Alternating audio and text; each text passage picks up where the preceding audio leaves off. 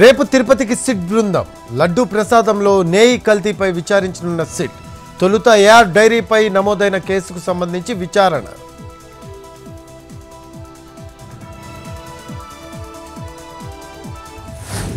ఏపీలో ఎప్పుడూ చూడని రాక్షస రాజ్యం నడుస్తోందన్న జగన్. తనను వైసీపీ శ్రేణులను తిరుమల వెళ్లనివ్వలేదని ఆగ్రహం. డిక్లరేషన్ పేరుతో చంద్రబాబు రాజకీయం చేస్తున్నారని ఆరోపణ. లడ్డూ ప్రసాదం పవిత్రతను దురుద్దేశంతోనే దెబ్బతీస్తున్నారన్న జగన్.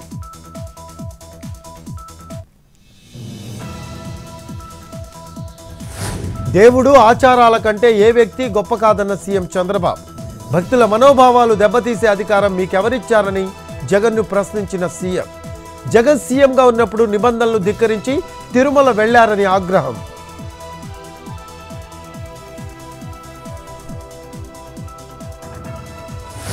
విశాఖ స్టీల్ ప్లాంట్ శాశ్వత పరిష్కారం కోసం కేంద్రం ముమ్మర ప్రయత్నాలు.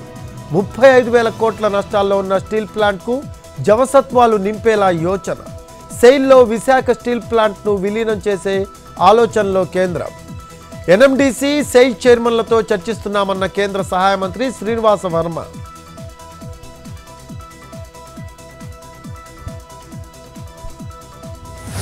హైదరాబాద్లో పురాతన మెట్ల బావుల పునరుద్ధరణకు చర్యలు. సిఐఐతో తెలంగాణ రాష్ట్ర పర్యాటక శాఖ ఒప్పందం. మూసీ ప్రక్షాళనను ప్రభుత్వం ప్రతిష్టాత్మకంగా తీసుకుందన్న సీఎం రేవంత్. చారిత్రక భవనాలను పర్యాటక ప్రాంతాలుగా తీర్చిదిద్దుతామని ప్రకటన.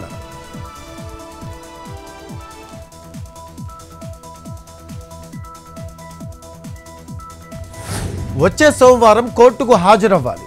హైడ్రా కమిషనర్కు తెలంగాణ హైకోర్టు ఆదేశం. అమీన్పూర్లో ఇటీవల ఓ భవనాన్ని కూల్చివేసిన హైడ్రా కోర్టులో పెండింగ్లో ఉన్న భవనాన్ని ఎలా కూలుస్తారని ప్రశ్నించిన హైకోర్టు.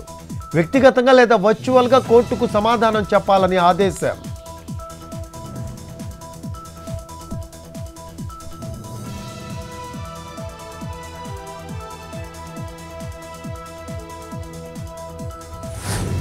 మూసీ ప్రాంత నిర్వాసితులకు డబుల్ బెడ్రూమ్ ఇళ్లు కేటాయింపులకు సిద్ధమవుతున్న ప్రభుత్వం. అర్హులకు ఇళ్లు కేటాయించే బాధ్యత 4 ఎగ్జిక్యూటివ్ ఇంజనీర్లకి అప్పగింత.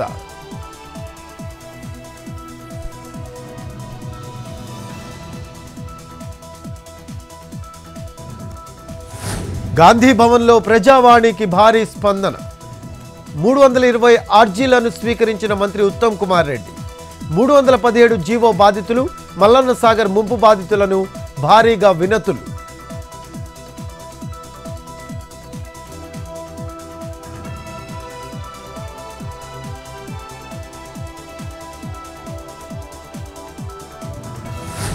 మంత్రి పొంగులేటి కుమారుడు ఇళ్లు, కార్యాలయాల్లో ఈడీ సోదాలు. 5 కోట్ల విలువైన 7 వాచ్లు కొనుగోలు చేసినట్టు గుర్తించిన అధికారులు. క్రిప్టో, హవాలా ద్వారా వాచ్లు కొనుగోలు.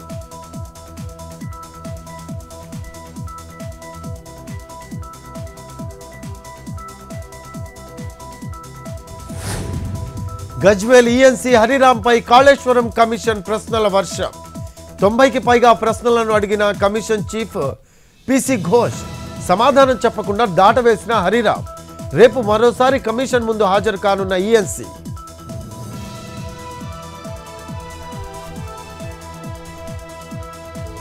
ఏపీలో వరద బాధితులను ఆదుకునేందుకు రిలయన్స్ ఫౌండేషన్ భారీ విరాళం. సీఎం చంద్రబాబుకు 20 కోట్ల రూపాయల చెక్కు అందజేత. సీఎంను కలిసిన Reliance executive director Prasad Rao. సంస్థ తరపున 20 కోట్ల రూపాయల చెక్కు అందజేత.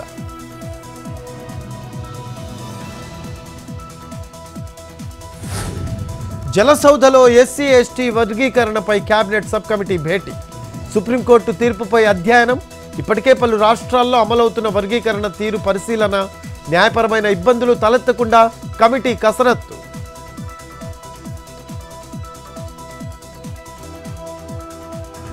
విశాఖలో ఫార్మా పరిశ్రమల్లో ప్రమాదాల నివారణ, భద్రతా చర్యలపై దృష్టి.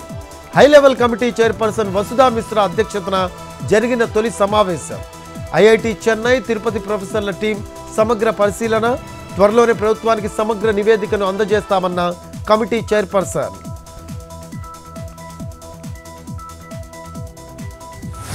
పోలీస్ కస్టడీలో ఉన్న జానీ మాస్టర్కు లంచ్ బాక్స్ తీసుకువెళ్లిన సతీమణి. తన భర్త జానీ మాస్టర్ ఎలాంటి తప్పు చేయలేదన్న ఆయేషా. ఆ యువతి నిరాధార ఆరోపణలు చేస్తుందని ఆవేదన. న్యాయ పోరాటం చేస్తానన్న ఆయేషా.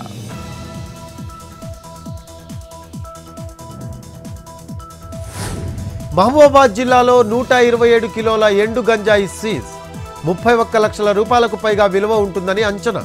కారులో తరలిస్తూ ఉండగా గాలివారిగూడెం సమీపంలో స్వాధీనం.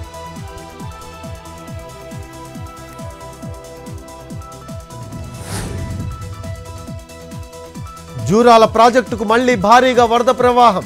1,40,000 క్యూసెక్కుల ఇన్ఫ్లో. 15 గేట్ల నుంచి దిగువకు నీరు విడుదల.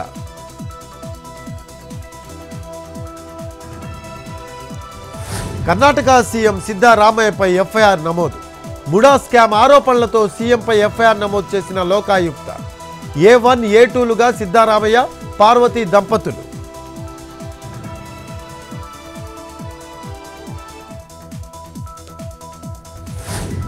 పాట్నాలో ఎల్జేపీ కార్యకర్తల ఆందోళన. పశ్చిమ బెంగాల్లో బీహారీ యువకుడిపై దాడి చేసి నిరసన. బెంగాల్ ప్రభుత్వ దిష్టిబొమ్మను దగ్ధం చేసిన ఎల్జేపీ కార్యకర్తలు.